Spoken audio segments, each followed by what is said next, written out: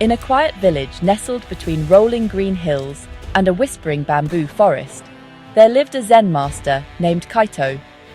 His wisdom was not found in ancient, dusty scrolls, but in the gentle way he observed the world around him. He saw lessons in the rustling leaves, the flowing river, and the patient mountains.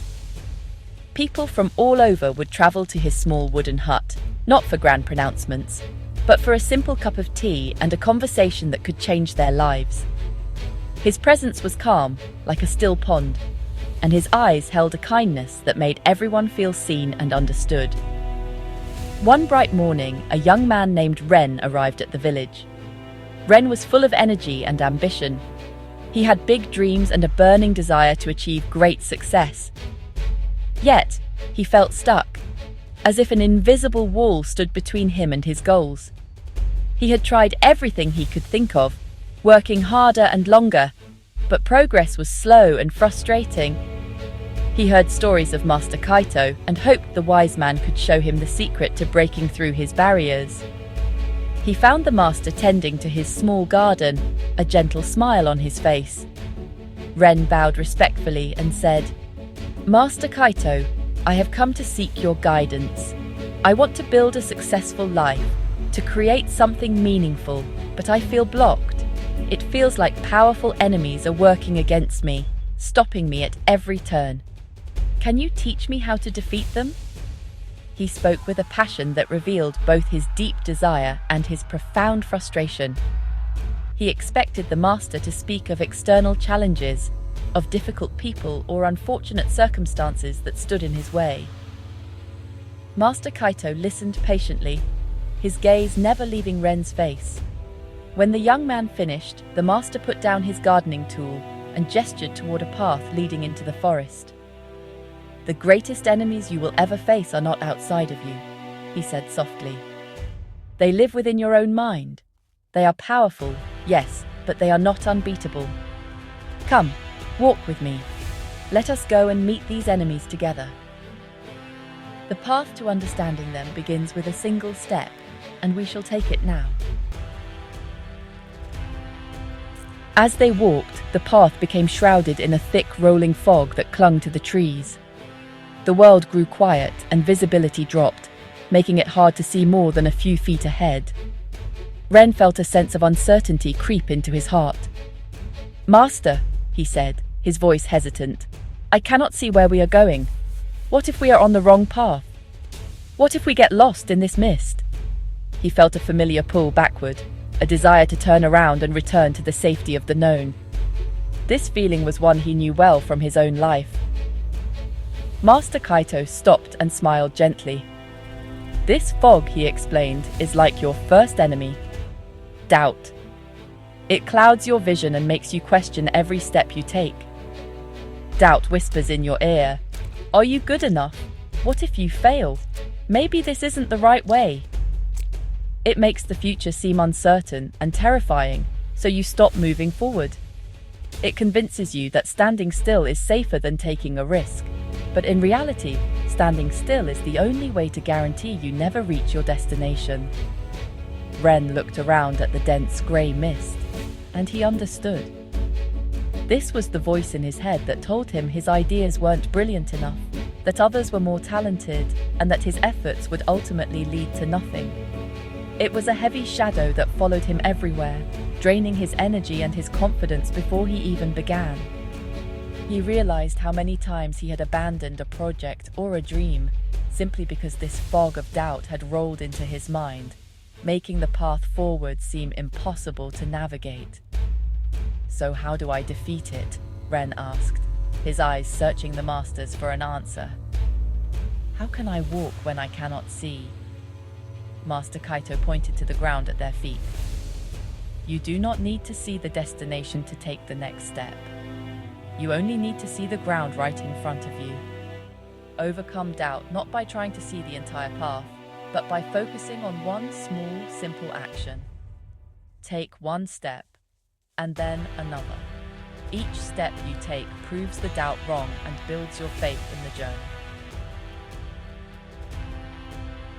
They continued their walk, and soon the fog began to lift, but the path narrowed. On one side was a steep, rocky cliff that dropped into a deep ravine. Ren's heart began to beat faster. He imagined slipping, the rocks crumbling beneath his feet, and the long fall into the darkness below. He froze, his body tensing up. The thought of moving forward filled him with a paralyzing dread. He felt trapped, unable to go on, even though the path itself was wide enough for him to walk safely. "And here," Master Kaito said calmly, noticing Ren's hesitation, "we meet your second enemy. Fear. Fear is not the cliff itself, but the story you tell yourself about the cliff. It builds a cage around you made of what-ifs. What if I fall? What if I get hurt? What if I make a mistake and everyone laughs at me?"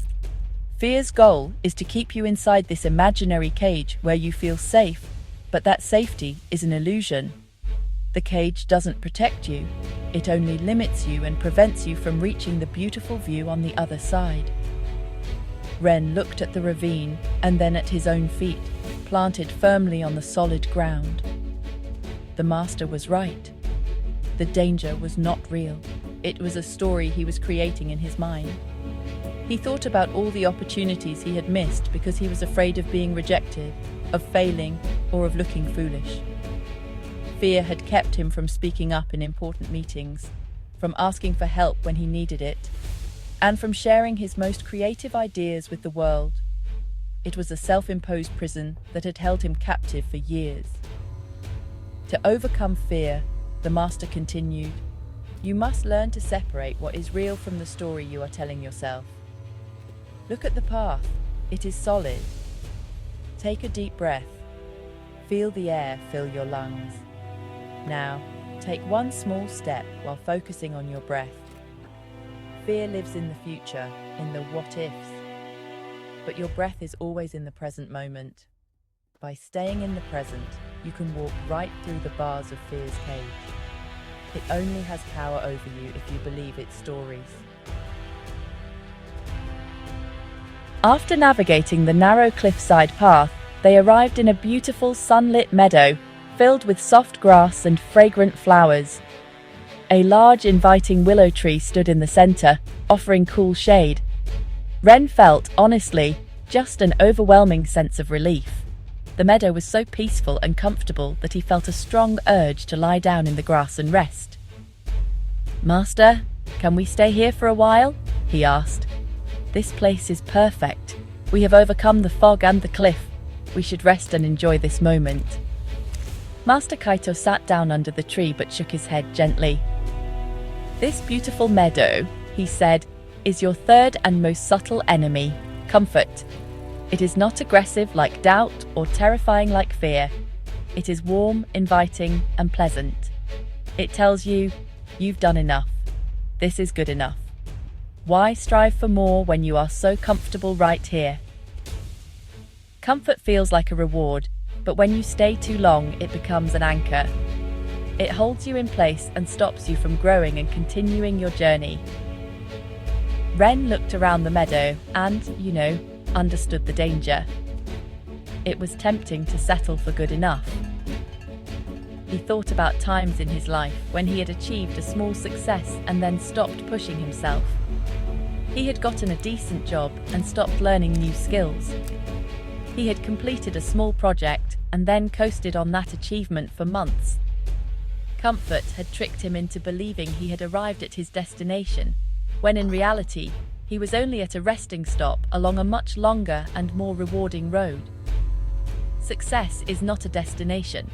It is a path of continuous growth, the master explained. To overcome the anchor of comfort, you must practice intentional gratitude and gentle curiosity. Be grateful for the meadow, for the rest it provides. Enjoy it, but then gently ask yourself, what beautiful things might lie beyond this meadow? Stay curious. True fulfillment is not found in permanent rest, but in the joy of the journey itself. Rest to recharge, but never let your resting place become your final stop. Always be ready to explore what's next. As the sun began to set, casting long golden shadows across the meadow, They started their walk back to the village. The path that once seemed so daunting now felt familiar and clear. Ren walked with a newfound confidence. The fog of doubt, the cage of fear, and the anchor of comfort no longer seemed like unbeatable monsters. He now saw them for what they were, patterns of thought within his own mind. They were internal challenges, not external walls, and he now held the keys to unlock his own way forward. Doubt, fear, and comfort, Master Kaito summarized as they neared his home, are the three enemies that stop almost everyone from achieving success. Doubt makes you question your first step. Fear makes you terrified of the next one. And comfort convinces you that you don't need to take another. They work together to keep you from realizing your true potential. But now you have seen them. You have named them. And you know how to walk with them without letting them stop you. Ren felt a profound sense of peace and empowerment wash over him. The master hadn't given him a magic secret or a complicated strategy. Instead, he had given him something far more valuable: self-awareness. He realized that the journey to success was not about fighting the world, but about understanding himself. It was about taking one small step in the face of doubt, taking a deep breath in the face of fear, and staying curious in the face of comfort. It was a simple yet powerful practice. The path to success is not a race against others, Master Kaito said as they parted ways at his garden gate. It is a walk with yourself. Remember this walk through the forest. When doubt rolls in, take one step. When fear builds its cage, take one breath. When comfort offers its anchor, ask, what's next?